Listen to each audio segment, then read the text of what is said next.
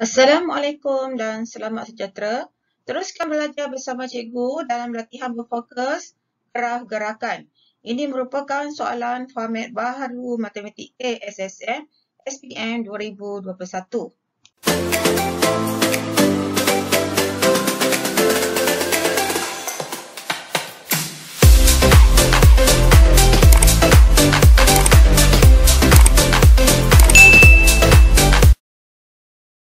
Ulang kaji tentang graf gerakan.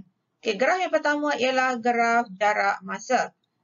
Ini ialah satu contoh graf jarak masa. Apa yang perlu kita fahami daripada graf ini? OA ialah satu pergerakan menuju ke suatu destinasi. AB ini graf objek tersebut berada dalam keadaan pegun di mana jaraknya tidak berubah. Manakala BC ini pula, objek tersebut kembali kepada keadaan asal. Jadi nilai kecerunan bagi OA ini mewakili laju. Kecerunan BC juga mewakili laju. Perbezaannya ialah OA ini nilai kecerunannya adalah positif, manakala BC ini pula nilai kecerunannya adalah negatif. Jadi untuk laju positif dan laju negatif ini menunjukkan arah yang bertentangan bagi suatu gerakan. Satu pergi satu menuju ke destinasi, yang satu lagi ini balik ke tempat asal.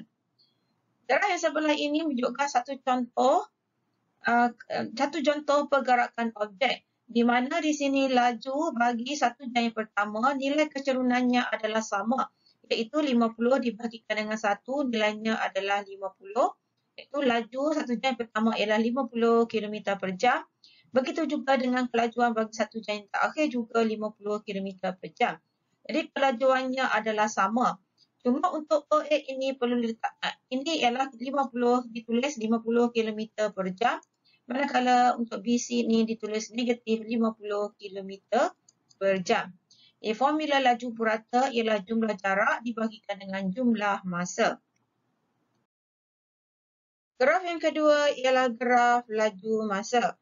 Ini adalah satu contoh graf laju masa di mana OP nilai kecerunannya ialah jarak mencancang diwakili oleh perubahan laju, jarak mengufuk diwakili oleh perubahan masa.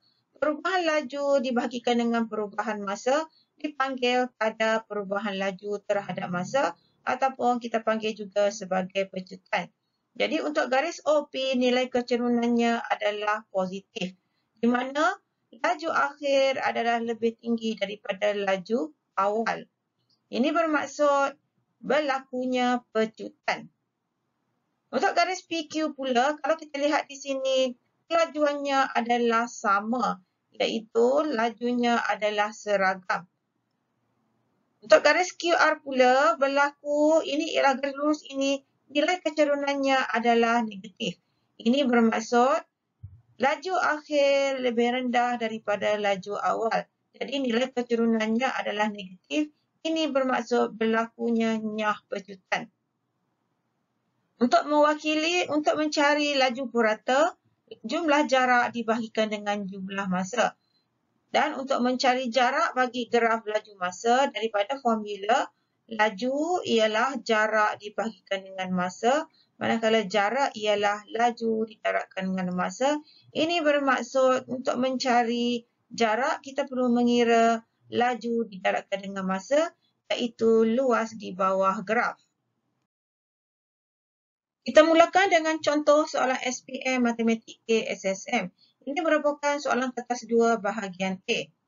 Jadual 1 menunjukkan pergerakan satu objek yang bergerak di antara P dan Q, di mana jarak PQ ialah 35 meter. Pada ruang jawapan, lukis graf jarak masa berdasarkan jadual 1. Ini dia jadual 1, diberi masa mewakili paksi X, jarak mewakili paksi Y. Jadi kita tandakan titik-titik ini 0, 0, 1, 10 dan seterusnya. 0 di sini, masa 1 minit, jaraknya ialah 10. Jadi 1, 10. Masa 2 minit, jaraknya adalah 20. Jadi 2, 20. Seterusnya 3, 20. 4, 20, 5, 35, di sini 30, di sini 40, jadi 35 adalah di tengah-tengah. Dan 6, 25. Jadi kita gunakan pembaris, sambungkan titik-titik koordinat ini menggunakan pembaris. Jadi murid-murid perlu menggunakan pembaris supaya lukisan lebih tepat. Jadi inilah graf mewakili jarak masa bagi pergerakan suatu objek daripada P ke Q. Di mana jarak antara P ke Q-nya ialah 35 meter. Jadi di sini untuk menjawab soalan yang B pula, hitung laju dalam meter per saat objek itu dalam tempoh 2 minit yang pertama. 2 minit pertama untuk mengira laju formulanya ialah jarak dibahagikan dengan masa. Jadi ini bermaksud kita perlu mengira jarak mencancang, di sini mewakili jarak. Nilainya adalah bersamaan dengan 20 dan juga jarak mengufuknya. Ini adalah jarak mengufuknya, nilainya adalah bersamaan dengan 2. Jadi 20 meter dibahagikan dengan 2 minit. Nilainya adalah, oleh kerana jawapan diminta dalam meter per saat, jadi minit ini kita perlu tukarkan kepada saat.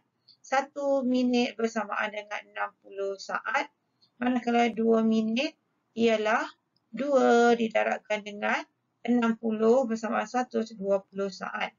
Jadi di sini kita tukarkan 20 minit dibahagikan dengan 2 minit bersamaan dengan 120 saat. Ringkaskan, kita akan dapat 1/6 meter per saat. Ataupun bersamaan dengan 1/6 kita bahagikan, 1/6 bersamaan dengan nilainya ialah 0.17 meter per saat. Jadi itulah jawapan untuk A dan juga B. Kita teruskan dengan latihan yang pertama. Pelajar 8 menunjukkan graf jarak masa bagi perjalanan sebuah bas dari bandar A ke bandar B. Nyatakan tempoh masa dalam minit ketika bas itu berhenti. Bas itu berhenti bermaksud jaraknya tidak berubah, iaitu ini ialah graf menunjukkan bas itu berhenti. Jadi tempoh masanya untuk A ini ialah 45 ditolakkan dengan 20 bersamaan dengan 25, unitnya adalah minit. Jadi untuk soalan yang B pula, hitung laju dalam kilometer per jam bas itu dalam 20 minit yang pertama. Jadi untuk mengira laju bagi graf jarak masa, laju ialah jarak dibahagikan dengan masa. Jadi untuk 20 minit yang pertama ini bermaksud kecerunan garis lurus yang ini. Jadi jaraknya ialah 30 km dibahagikan dengan masanya 20 minit. Jadi nilai lajunya bersamaan dengan 30 km dibahagikan dengan masa 20 minit. Jadi oleh kerana soalan perlu dicari dalam kilometer per jam, minit ini kita tukarkan kepada jam. 30 km 1 jam 60 minit. 20 minit bermaksud 20 perlu dibahagikan dengan 60 jam. Jadi dengan menggunakan kalkulator kita akan dapat 30 bahagi dengan 20/60, nilainya adalah bersamaan dengan 90. Jadi nilainya di sini ialah 90 km per jam. Jadi untuk soalan C, kita lihat pada muka surat yang berikutnya. Sambungan soalan C, hitung nilai T diberi laju bas untuk perjalanan balik ialah 84 km per jam. Perjalanan balik bermaksud kecerunan garis lurus ini. Jadi, untuk mencari kecerunannya, jarak mencancang 63 km dibahagikan dengan jarak mengufuk di sini ialah T ditolakkan dengan 70. Ini dalam minit. Untuk tukarkan kepada jam, kita perlu bahagikan dengan 60. Bersamaan dengan 84 kilometer per jam. Per jam bermaksud di sini ialah 1 jam. Jadi untuk mengira, kita perlu darabkan silang di sini, darabkan silang. Okey, abaikan unit. Jadi 60T tolakkan dengan 70, perkan dengan 60, didarabkan dengan 84, bersamaan dengan 63, darab 1 sama dengan 63. Jadi selesaikan T tolak 70, bersamaan dengan darab silang lagi, 84 diturun ke bawah, 63 didarabkan dengan 60, bahagikan dengan 84. Jadi kita akan dapat T tolak 7 bersamaan dengan 45. Jadi nilai T sebenarnya adalah 45 ditambahkan dengan 70 bersamaan dengan 115. Cikgu ucapkan terima kasih kepada murid-murid yang telah menyokong channel cikgu. Jangan lupa tekan butang like dan subscribe di bawah. Okay, soalan untuk latihan yang kedua ini, graf jarak masa di sebelah menunjukkan gerakan sebuah bas dalam masa 14 minit. Hitung tempoh masa dalam minit bas tersebut berada dalam keadaan pegun. Dalam keadaan pegun bermaksud bas tidak bergerak di mana jaraknya adalah sama, iaitu garisan mendatar ini. Jadi masanya ialah daripada kita tolakkan 10 ditolakkan dengan 4, nilainya adalah 6 minit.